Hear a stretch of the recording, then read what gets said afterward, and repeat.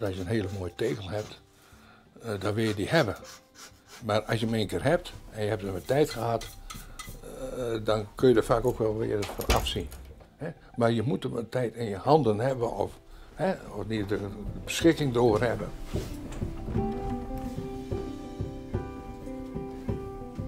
Mijn grote liefde en passie, mag ik wel zeggen, dat gaat eruit naar de Jugendstil. Er zit bijna geen Nederlands tegel bij.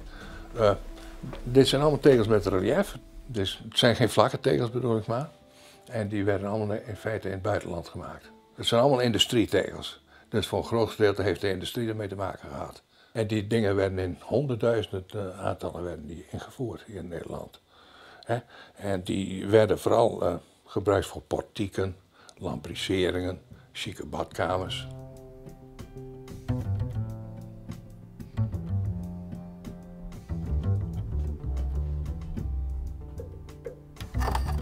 Een Duitse tegel met een, zoals iedereen kan zien, een geweldige stilering. En het zijn twee vissen. Een visliefhebber die heeft verteld dat het twee karpers zijn. Ik heb de man op zijn woord geloofd dat het een karper is. Maar het zijn er twee, hè? Maar het is buitengewoon een mooie stilering. Ja, het is in de eerste plaats liefde, dacht ik hoor. Want je gaat je erin verdiepen, die dingen die beginnen voor je te leven, hè?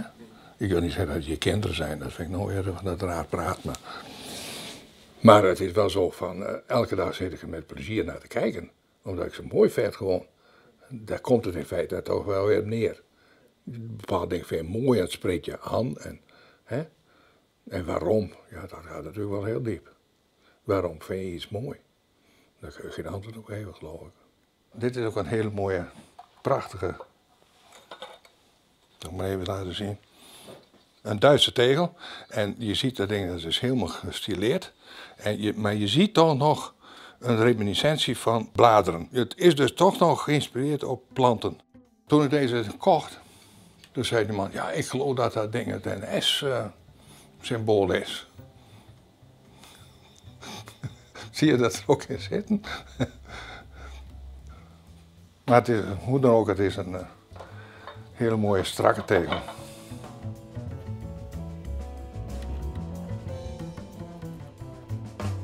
De eerste tegel die heb ik via mijn zwager gekregen. Dat was deze tegel. Die blauwe tegel. En die vond ik heel intrigerend. Ja, dat was toch, je zag wel dat het een tulp was. Maar waarom zo en niet anders? Waarom niet realistisch?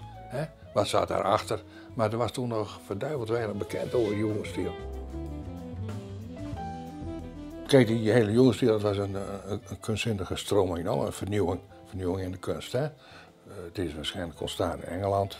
Omstreeks 1850 is daarmee begonnen. En dat is langzamerhand vervormd natuurlijk en overgewaaid naar het continent. Afdingen. Dat kan ik niet zo zien en onmiddellijk dat ik hebzucht. Van, oh, wat een mooi tegel. Loop je dat zo?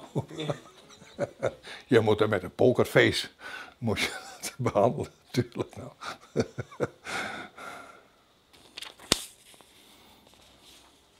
Kijk, zo kwamen ze in de muur voor.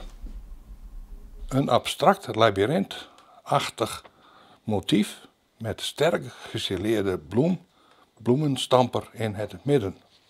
Nou, dat zouden we nooit kunnen bedenken. Je ziet hier toch weer duidelijk dat dat toch weer met een bloem te maken heeft. Hè?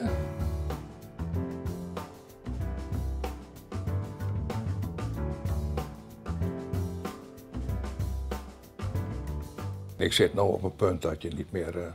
ik moet er niet meer bij hebben, want dan krijg je de situatie van een kistje onder het bed. Dat moet je ook niet hebben. Ik schat een 900 denk ik met elkaar.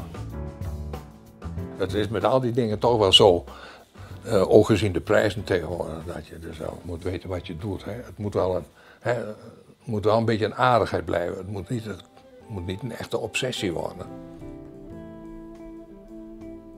Kijk, het is niet alleen het hebben en het verzamelen van die dingen, maar ook de contacten die je krijgt enzovoort. En je komt met de wonderlijkste mensen in aanraking. Want verzamelen is natuurlijk ook een vreemd slag mensen soms hoor.